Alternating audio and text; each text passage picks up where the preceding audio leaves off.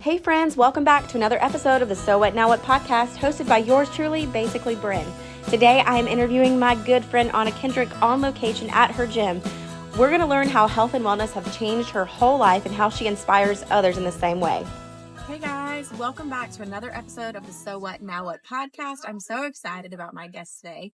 This is my friend Anna Kendrick, not to be confused with the famous Anna Kendrick. That all the time. Although she's a rising star and she's on her way up. Anyways, do you get that a lot? Yes. People confuse you? Yes, even the pizza guy thought he was coming to the To actress's house. the Anna Kendrick's house. Yeah. You're like, I am the I'm Anna. a superstar. I'm the first one. I'm her. You're the OG. Yes. She's a carbon. She stole it. Yeah. I'm more curvier. She don't work out. No way. Hey, so do you know anything about our podcast? Not much. Not much. So our podcast is about so what, now what? Like, so what that happened. Now what are we going to do about it? And we all have both talk about that. Yeah, we all have those pivot points in our life, those pivot moments that can come from anywhere, any aspect of life. People come and go, all the things. But one thing we always like to ask is, what is the best piece of advice that you've ever been given? I mean, I know you've probably been given a lot of advice in your life, but what's the one that sticks out the most? Everybody has their own story. Make yours count. Ooh, that's really good. Are you a firm believer that your story is still being written like all the time, and Yes. even though it's been written on the pages before, you can rewrite what's to come, you can change? Absolutely. Have you been through a whole lot in your life that has made that specific quote like stand out to you? Because that's pretty profound. That's really I've been through so many things. But definitely, yeah. I definitely chose a different path than I was raised up with. So you're a firm believer that just because we were born one way doesn't mean we have to die that Absolutely. way. Just because your parents were drunks and somebody was an abusive person, or your family didn't care, or you were on your own since you were 15, it doesn't mean that you can't change it and you can't change that course and that cycle that everybody else is in. Mm-hmm. I don't like when people say, "Oh, well, my parents did it. It's just who I am. That's what's going to happen to me anyway." No, you choose what's going to happen to you. I'm a firm believer in the same thing. Just because you're a product of something doesn't mean you have to produce the same going forward. And you're a mom. Yes. You've got some beautiful children. Yes. You want to tell us about them? Well, Dylan is 21. He's awesome. Big heart. Works hard. He's never given me any trouble. So I don't really have anything other than he's just great. Paris, she hasn't been in any trouble. She tried me once when she was a teenager, but didn't try me again. I think I'd be scared to try you. Like, are you like a hardcore mom, or are you a softie? It depends on the situation. Depends on the situation. I know how to balance between friendship and parent, and I wanted my kids to be raised right, but feel love that I didn't growing up. Right. So do you think that's made you a better mom because of the way that you were raised? Absolutely. That's why I said, I believe you can change.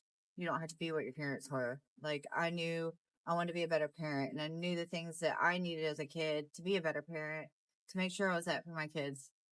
So good. That's so good. And hopefully your kids will take that into their adult life, into their adult life and their parenthood. So health and fitness has always kind of been, has it always been a passion of yours, or just in your adult life, like as a relief?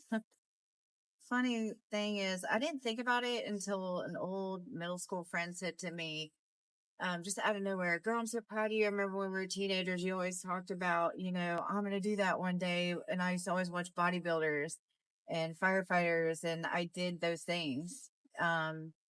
So actually, I haven't really gotten into it and passionate for about 15 years ago. Okay. All right. Yeah. So besides her saying, like, what got you back into it? Was it just you were tired of the way you looked? Were you tired of the way you felt? Was it just a stress or like an outlet for you? Well, to be honest, and I'm sure a lot of people can relate, I went through a situation where I was married to a CB that was having an affair. And he told me about it. And when that happens, you go through all these things of what's wrong with me? Why would he do this to me? We were so good. I didn't think that would ever happen to me. And I went all through all these things, like, self-criticism. And I was like, I need to lose weight. So I decided I'm gonna lose I weight. feel like that's what us as women go to immediately. Like, oh, it's gotta be something wrong here. with This me, one. my appearance. That's why they go for something younger or whatever. I'm not gonna go there. Yeah, So I was like, I'm gonna do something, and I found a nutrition, like, you have a lot of those tea drink places now. I used to own one. when they first started, Uh-huh. there was one in Ocean Springs by Planet Fitness. Uh-huh. And I walked in there, and this couple owned it, and they're like, we're about to start this weight loss challenge program. And I was like, perfect timing, right? Yeah. And God always brings you where you need to be, for sure. So I was like, yeah, let me in. It was cheap too, like $30 to join or something like that.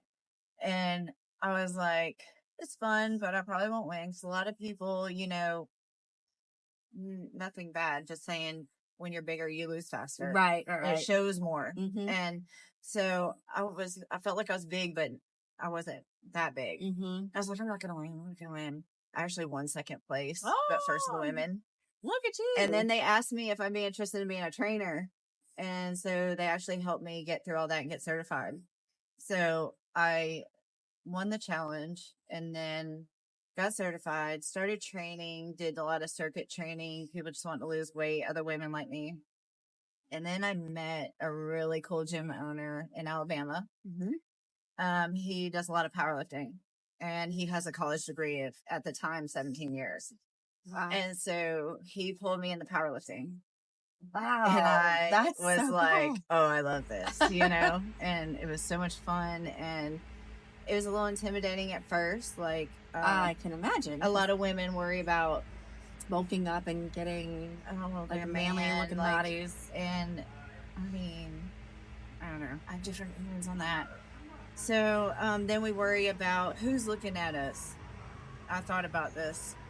So I went through that, worrying about people in the gym and who's looking at me, who's judging me. As far as other women or as far as men? Like both. Okay. There's so many things that play into that. Yeah. Like, we get looked at and judged everywhere we go. So why would you stop yourself from being where you want to be? Just because? Because of other people having judgment, And for me, like, especially now that I've been through what I have, if I see somebody in the gym that's not fit like I am, I know that they're trying to get somewhere. And I'm proud of them. I'm like, go girl. Yeah, okay, that's what's up. And so you just got to do what you want to do for you. Like, don't worry about anybody else. Like, I even watched a guy staring this girl down coming out the gas station the other day, and you can tell things he was thinking. And I was just like, it doesn't matter where you're at. They're going to look at you. People are going to be in your way. There's going to be a lot of people. They're going to look at you with good thoughts, or they're going to look at you with bad, negative thoughts. It doesn't matter where you're like, at. oh, I want to look like her, or no, she didn't, But that's a lot of people that have problems within themselves. Yeah. So if you want it bad enough, you'll do it. That's how I feel about it. A lot of people make excuses. And this is another thing that I have strong feelings about. Oh, I don't have time. Oh, I got all these kids. Oh, I work. Oh, I got college. Oh, I got all this. Okay, when I got into fitness, I was going through a divorce. I was a single mom with 2 babies, 15 months apart, a dad that didn't help me. I was lucky I had a neighbor that helped me between going to college all day and then getting home, getting my kids situated, and then I had to leave again to go to work to train people because that was what I did for income. So you find a way. Like, I trained people like before I got my day started, So you find like slivers of time to do things, just like our business, So if you really want to get fit, you can. You want it bad enough, you'll make it. How bad do you want it? Which kind of brings us to like our story and how we got So close. I was complaining last year around March about how fat I was, and I've got pictures that I found the other day. I'm gonna have to show you. They're pretty embarrassing, but You use to those to keep see going. where I came from to where I am now, a year later, y'all, it doesn't take your whole life to get where you want to be. I mean, you just have to start making one better choice, one right move in the right direction, getting up a little earlier, going to the gym, or finding a friend to hold you accountable. So she showed up at my doorstep at 4 a.m. because she knew that that was the only time that I had in my day around my work, my family, my all the things. I had to call Mike She had to call and coordinate with my husband. And 70 pounds later, 1 year later, like, I, of course, am not where I want to be, but I am definitely better than I was last year. And it just takes somebody saying, you don't have time. Like, you do have time. Let's figure out where your time is and what your goals are and what we need to do to get you to those goals. So she holds me accountable with my nutrition, with my health, with what I'm eating, what I'm feeding myself. And if I have questions, I mean, she's just a text away or a phone call away. Like, okay, I ate a piece of king cake today. Okay, girl. So what? Now what? You ate a piece of king cake? Like, what are you gonna do about it? What are you gonna do about it? Which is kind of just our whole motto in our household, which has just kind of worked great for this too. So what are you doing now as far as health and fitness? Like, what is your routine? What do you suggest for people that are just starting out, or maybe like feel the way I did last year and want to make some small changes? What are some very small changes that people can make for a step in the right direction? If you can find a gym, find a gym. That's where you start meeting people. You wouldn't believe how much you will learn with community and learning from people. Just from watching them? Because I went to the gym. I went to the nutrition drink store. Like, I just wanted to get healthy. I wanted to lose weight. I mean, and I just met people along the way and I learned stuff. Like, I've never paid a trainer. Never. Everybody's like, oh, I can't afford a trainer. You might not can afford a trainer, but you can afford a $20 a month membership somewhere. Yeah, if you just cut out some of that McDonald's, cut out some of that Starbucks. That's not good for you. Yes. So you can find a way, and then you start meeting people. If you don't know how to work out, find a treadmill. Everybody knows how to walk. So you find something and you meet people, and you meet people that do know, and people that want to help other people. Like me, you know, I like helping other people. And some trainers might be like, shame on you. You'd be making money doing that. Well, my heart's in another place. Like, not everybody can afford you. Sorry. As a trainer, I can say that. So, I mean, there's people that will pay you, and there's people like me that know. Will you work with people's budget? If, like, let's just say, like, this is the amount of money that I have, allotted for working out and training each month. Like, situational. I'll say that. Situational. How can people? But like people like me, like, I know what I need to do, but I might hire a trainer just because I need somebody to hold me accountable.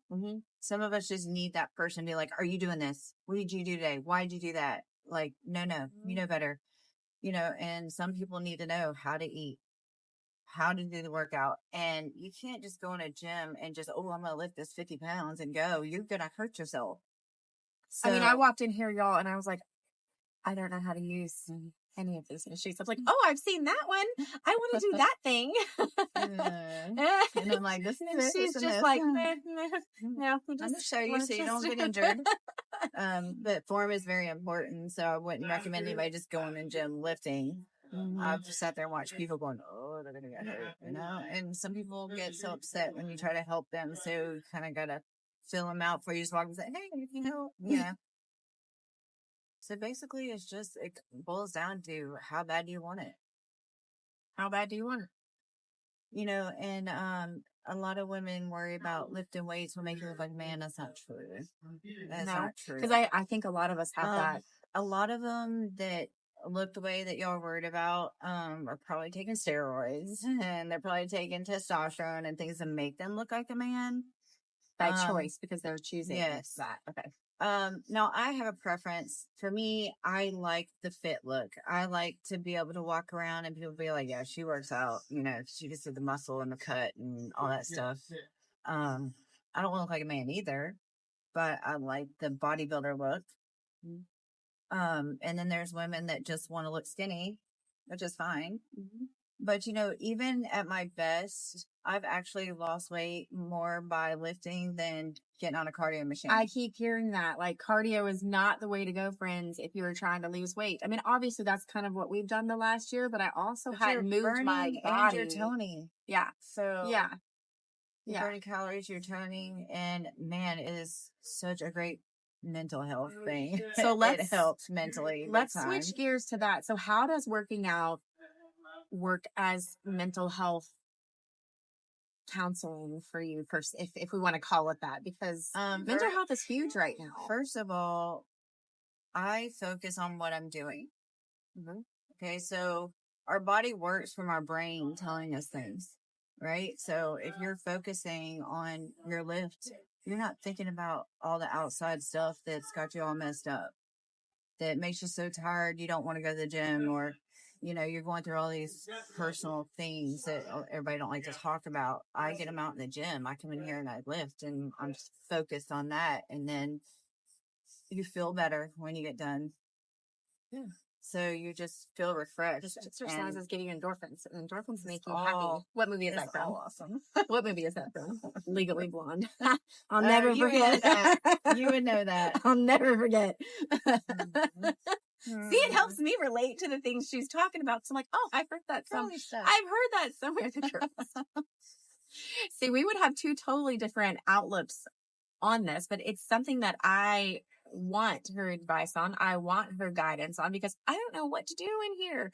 I've lost 70 pounds in the last year, and I'm jiggly, and I used to be a college athlete, and, I've just kind of let life get the best of me. I've let mental health take over. I've let, my eating my feelings. And now she just decided, I'm going to do this, and I'm going to make it happen. Yeah. And everybody else in the world is going to work around this time of my life. I'm only choosing these 2 hours of my life that are mine. Focus on me. We all need something that's ours. Like, this is my time. Like, I've had, in relationships, they want to work out with me, go to the gym with me. No, this is my time. You're not taking this from me. Mm-hmm. This is honest time. This is for me. The one thing I ask for it to be for me. Yeah, so you got to find that time, and I'll help you get there. And even if you don't love working out, like, we're different. We are not the same. She loves working out. I don't, but I love the results that have happened over the last year. I love the way that I feel about myself. I love, just what happens after the workout. I've learned that I can't eat a salad and go to the gym in one day and look the way that I want to look. It's a process. It's progression. If you eat the dressing, you get too many calories on a salad. You might as well eat a burger. Might as well eat a burger. So I like to eat right. We like to eat. We're not girls that like to cut things out, but we have goals, and we have trips coming up this year. We want to go to Whistler, Canada. We want to go on cruises. We just want to travel, and I don't want to travel and not be able to feel comfortable in an airplane seat. I don't want to feel like I'm too fat to fit in, in my clothes or in a bathing suit. I haven't worn a bathing suit. Eat right, exercise, and get a Renew spa. Get a Renew spa. So I can't wait for mine to come in so that I can have your beach vibes. Straighten all this jiggly stuff. So, okay, so for those of us that are scared to wear a bathing suit, like, what? I mean, obviously it's mindset. Obviously we have to start making mindset. Changes. That is just something I feel strong about. Everything's mindset. Do you feel like people should just be unashamed of who they are in their own skin? Or do you feel like wear something that makes you comfortable? Like, because some women are like, oh, just let all the rolls and all the cellulite and all the stretch marks hang out. I'm like, I don't think I'm not there yet. Mentally, physically, I'm not there yet. I mean, more power to you if you want to let it all hang out. I think no matter what size you are, you can be beautiful without letting it all hang out. And but more power to those that are confident in all the things. Well, that's like I'm fit, but I'm not where I have been and where I want to be again and where I'm heading again. But I wouldn't walk in here like some girls, and more power to you, feel comfortable wearing their leggings and their sports bra. But then they want to complain that guys are looking at them, and I'm like, you walk in here looking like a snack. I'm looking at you too, and not that way, because you forgot your shirt over there. And why are you working out with your hair down? Like,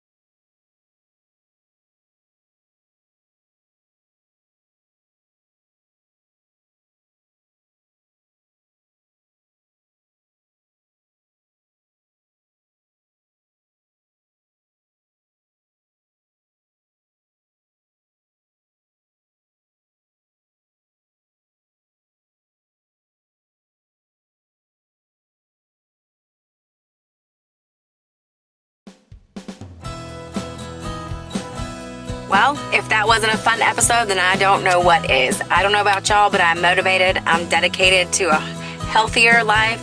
Thanks to my friend Anna. I just want to thank her so much for coming on today. Thank you guys for tuning in to another episode of the So What Now What podcast. I'll see you guys next time.